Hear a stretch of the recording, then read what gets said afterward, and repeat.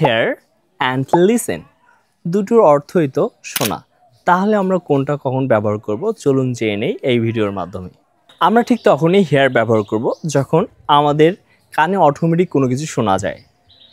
For example, I can hair a song from the next room. পাশের room থেকে আমি একটা গান শুনতে পাচ্ছি। এখানে কিন্তু আমার মনোযোগ নেই, অটোমেটিক আমার কানে আসতেছে। কিন্তু যখন আমাদের মনোযোগ থাকবে, মনোযোগ সহকারে কোনো কিছু শুনবো, তখন আমরা লিসেন ব্যবহার করব। For example, I am listening to a song, অর্থাৎ আমি একটি গান শুনতেছি। এখানে মনোযোগ বোঝাচ্ছে। এখন আমি যদি বলি যে পাখিদের কিচিরমিচির আমার কানে আসতেছে, সেক্ষেত্রে ইংরেজিটা কী হবে? I can hear the chirping of the birds.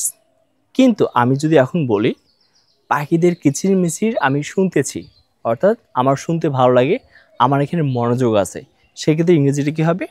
I am listening to the chirping of the birds, অর্থাৎ আমি পাখিদের কিচিরমিচির শুনতেছি।